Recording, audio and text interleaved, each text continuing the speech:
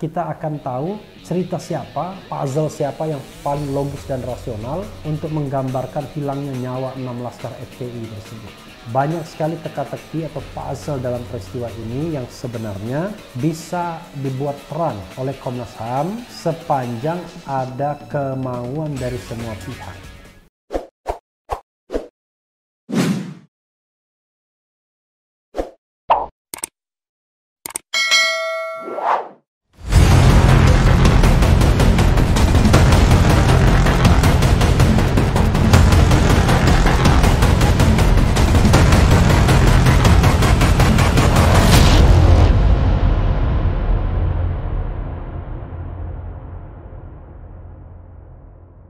Assalamualaikum warahmatullahi wabarakatuh, Sobat RH sekalian.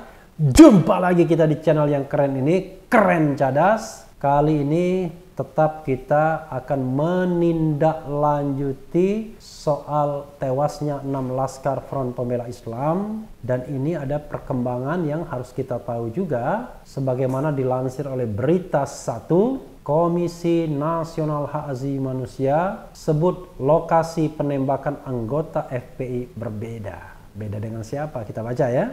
Jakarta, berita1.com. Komisi Nasional Hak Asasi Manusia Komnas HAM menyatakan menemukan banyak perkembangan dalam penyelidikan penembakan 6 laskar Front Pembela Islam FPI. Beberapa temuan Komnas HAM berbeda dengan Bareskrim, ya. Badan Reserse Kriminal Mabes Polri, ya.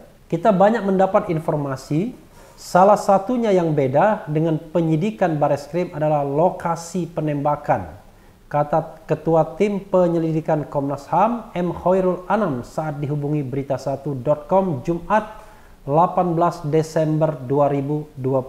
Untuk itu masih kata Anam, Komnas HAM melakukan pemeriksaan langsung dan pengambilan keterangan di tempat objek yang menjadi kendala tidak berfungsinya CCTV di Tol Cikampek. Tim ditunjukkan, diterangkan dan mendapatkan penjelasan langsung dari jasa marga dan petugas teknisnya, termasuk dipraktikkan bagaimana mereka memperlakukan objek tersebut, sambung Anam. Komnas HAM berterima kasih kepada jasa marga beserta jajarannya atas keterbukaan dan kerjasamanya. Besar harapan semakin banyak teka-teki yang terungkap, sehingga semakin terang peristiwa dengan cepat. Kami masih berharap jika ada masyarakat yang mengetahui, memiliki atau menguasai informasi atau apapun yang berkaitan dengan peristiwa tersebut, dapat memberikan kepada Komnas HAM, pungkasnya. Ya, jadi Sobat RH sekalian, ini menarik ya. Ada juga berita dari Berita 1 ini, penembakan laskar FPI, kabar Bareskrim siap bantu Komnas HAM. Tapi di sini ada juga Komnas HAM akan serahkan hasil investigasi penembakan laskar FPI ke Presiden. Ya, mudah-mudahan Presiden Jokowi, presiden yang mengayomi semua kelompok masyarakat ya. Karena kalau memang kasus ini katakanlah merupakan unlawful killing atau extrajudicial killing, atau juga pelanggaran hak asasi manusia, maka sudah tentu harus ditindaklanjuti kepada pelaku di lapangan dan kepada orang yang menyuruh melakukannya.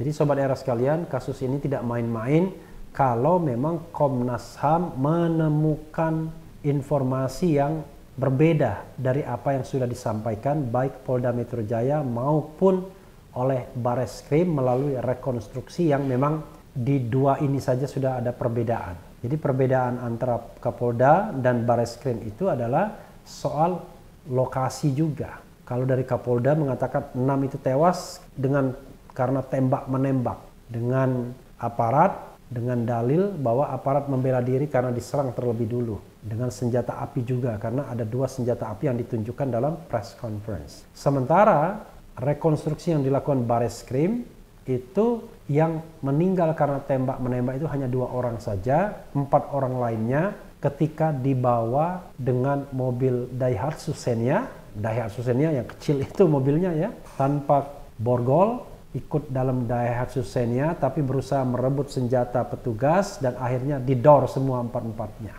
Hasil otopsi mengatakan bahwa ada 18 luka tembakan. Artinya kalau di rata-rata masing-masing menerima 3 tembakan. Nah, ini makin menunjukkan teka-teki yang besar kalau dikaitkan dengan konsep pembelaan diri. Jadi defense tadi, self defense. Karena kalau membela diri tentu tidak bisa dan tidak boleh too excessive, berlebih-lebihan. Misalnya dikatakan FPI menembakkan 3 peluru tapi dibalas dengan rentetan peluru yang banyak. Termasuk juga ketika melumpuhkan di mobil misalnya. Apakah 1 peluru tidak cukup sehingga perlu bersarang 3 peluru di masing-masing orang? Artinya bukan lagi melumpuhkan, memang sengaja menghilangkan nyawa. Apalagi yang ditembak adalah bagian jantung atau dekat jantung. Jadi sobat era sekalian, banyak sekali teka-teki atau puzzle dalam peristiwa ini yang sebenarnya bisa dibuat terang oleh Komnas HAM sepanjang ada kemauan dari semua pihak. Maksudnya begini, kita harus pahami bahwa institusi itu tidak bersalah. Yang melakukan itu, yang memerintahkan itu orang dalam institusi. Jadi kalau kendati pun misalnya yang terlibat itu adalah institusi X ya, maka bukan institusinya yang kemudian harus di-blame, yang disalahkan. Tetapi orang-orang dalam institusi tersebut. Kecuali ini sebuah kebijakan institusional, nah beda lagi. Kalau kebijakan institusional, maka berhadapan dengan sebuah struktur kekuasaan. Dan kalau sudah suatu struktur kekuasaan, maka it is a big question apakah negara kita ini adalah negara yang masih bisa diharapkan melindungi segenap bangsa atau justru negara sudah menjadi teroris itu sendiri. Seperti yang dikatakan Natalius Pigai dalam konsep hak asasi manusia itu, terorisme ya itu tidak hanya datang dari kelompok masyarakat yang selama ini selalu digembar-gemborkan dan dipahamkan, tetapi bisa juga muncul dari negara. Ketika negara semena-mena, sewenang-wenang menggunakan kekuasaannya. Jadi menyalahgunakan kekuasaannya. Jadi sobat RH sekalian, terlihat bahwa ada hal yang berbeda lagi. Karena saya juga mendengar misalnya versi-versi yang barangkali tidak bisa dipertanggungjawabkan juga benar atau salah, tetapi juga justru menarik. Misalnya jarak tembak, misalnya soal tembak menembak. Jadi banyak versi yang mengatakan tembak menembak itu tidak terjadi. Langsung ditembak begitu saja, 2 yang tewas, kemudian ditembak ban mobil, karena ditembak lalu datang ke rest area, di rest area kemudian dibekuk 4 yang lainnya, dan setelah itu dibawa ke mobil dan entah bagaimana nasibnya. Ada juga yang menyebut rumah misalnya, jadi kita hanya mendengarkan gosip. Dan namanya gosip yang nggak bisa kita percaya. Karena itu yang bisa kita harapkan adalah laporan yang dibuat oleh Komnas HAM yang clue-cluenya sudah kita dapatkan. Clue hari ini, clue saat ini melalui video ini adalah bahwa lokasi yang disebutkan oleh Polda Metro dan Bareskrim itu berbeda dengan lokasi yang ditemukan, diinvestigasi, didapat oleh Komnas HAM. Nah, ini kan menarik juga. Artinya kita akan tahu cerita siapa, puzzle siapa yang paling logis dan rasional untuk menggambarkan hilangnya nyawa 6 laskar FPI tersebut. Termasuk juga data-data pendukungnya. Misalnya 18 tembakan terhadap 6 korban.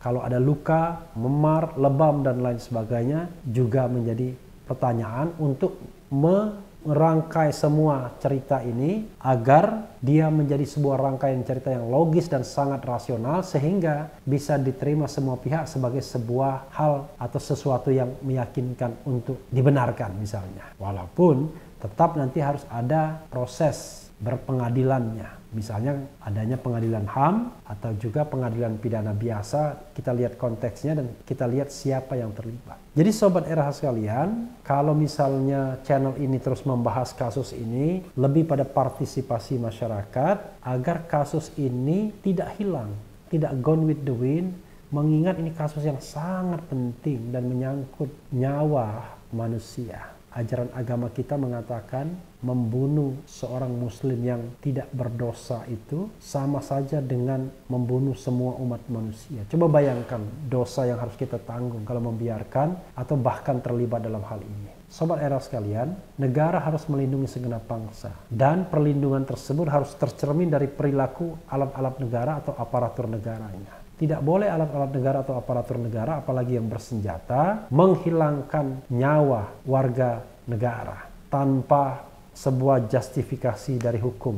Misalnya putusan pengadilan yang menghukum mati misalnya. Tapi kalau misalnya itu terpaksa dilakukan karena kondisi darurat membela diri, maka harus bisa dijelaskan kedaruratannya dan juga tindakan yang dilakukan sebelum kondisi darurat itu terpaksa diambil tindakannya. Dan tentu tidak boleh berlebihan. Misalnya logika awam, logika masyarakat akan mengatakan kalau melumpuhkan ya cukup dengan 1 tembakan. Kenapa harus ada misalnya 3-4 tembakan yang bersarang di masing-masing korban? Karena ada 18 tembakan dan kita tidak tahu bagaimana distribusi dari 18 tembakan tersebut. Belum lagi tembakan-tembakan yang tidak kena, tidak menemui sasarannya. Jadi sobat era sekalian, mudah-mudahan dengan apa yang ditemukan oleh Komnas HAM dan konon, namanya konon lagi konon ya. Saya mendengar juga Komnas HAM sudah memeriksa semacam saksi mahkota ya yang mengetahui kejadian itu yang saya dengar selentingannya. Tapi sekali lagi kita jangan mempercayai selentingan karena anggap saja itu sebagai sebuah clue dan dorongan bagi Komnas HAM untuk menyelesaikan kasus ini. Dan mudah-mudahan juga pihak kepolisian, Kabar Reskrim misalnya, kooperatif untuk ikut menyelesaikan kasus ini seterang benderangnya. Karena memang kalau ada struktur kekuasaan yang menggerakkan dan struktur itu termasuk struktur yang tinggi, memang ini sungguh pelanggaran hak asasi manusia yang sangat berat karena menggunakan struktur kekuasaan. Tapi mudah-mudahan tidak. Mudah-mudahan hanya unprofessional conduct dari aparat di lapangan yang mungkin terlalu panik ketika mendapatkan sedikit gangguan atau dalam kondisi emosional sehingga melakukan tembakan-tembakan yang pastinya tetap tidak bisa dibenarkan, hanya memang tidak melibatkan struktur yang lebih besar, struktur yang kuat. Kita lihat mudah-mudahan Komnas HAM dan kita semua mendapatkan perlindungan dan kebenaran, cahaya kebenaran dari Allah Subhanahu wa taala agar kemudian kita menjadi makhluk yang benar-benar berlaku adil di muka bumi. Ya, sobat era sekalian, yang penting tetap di channel ini karena di channel ini Anda akan dirayu, ditipu, dibaperin, dicecar, diuber pula di jalur khusus. Karena channel ini adalah channel yang mengancam, memeras dan membenci. Jangan lupa subscribe, like, comment, and share. Cheers.